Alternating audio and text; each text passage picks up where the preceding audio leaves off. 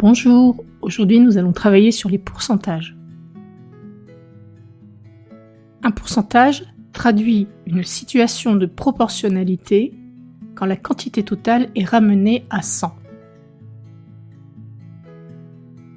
Je te conseille de revoir la vidéo proportionnalité 1 avant de travailler sur celle-ci. Considérons l'exemple suivant.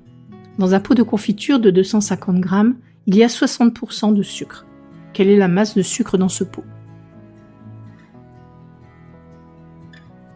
Dans chaque pot, la masse de sucre est la même. Nous sommes donc bien dans une situation de proportionnalité. Nous allons faire un tableau dans lequel nous allons indiquer sur la première ligne la masse de confiture et sur la deuxième la masse de sucre. Nous savons que pour 100 g de confiture, il y a 60 g de sucre. Et nous cherchons à savoir la masse de sucre dans un pot de 250 g. Nous allons appliquer les propriétés de linéarité. Pour 200 pour passer à 250, il suffit de multiplier par 2,5. X est donc égal à 60 fois 2,5, c'est-à-dire 150. Il y a donc 150 g de sucre dans ce pot de confiture de 250 g.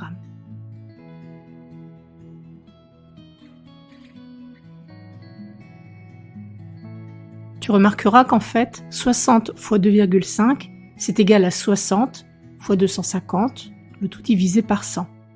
En fait, prendre 1% d'une quantité, il suffit donc de multiplier cette quantité par A et de diviser le produit obtenu par 100.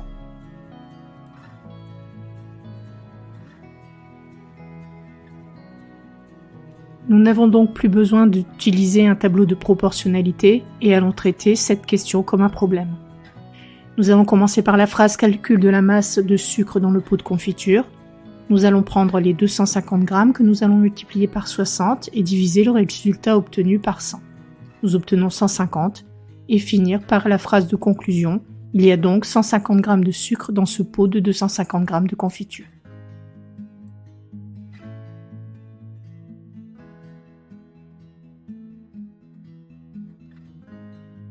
Maintenant que nous savons appliquer un pourcentage, nous allons essayer de déterminer un pourcentage.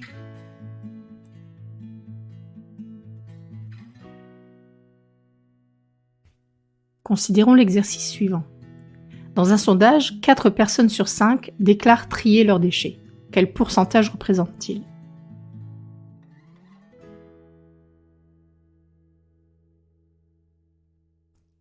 Toutes les 5 personnes, il y a 4 personnes qui trient leurs déchets. C'est donc bien une situation de proportionnalité.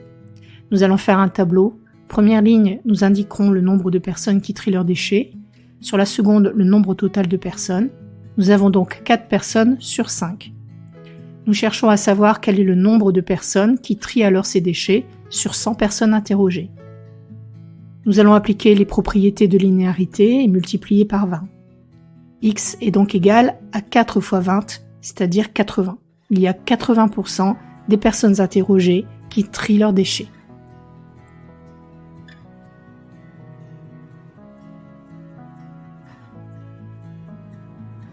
Dans le chapitre sur les fractions, nous verrons une autre façon de calculer ce pourcentage.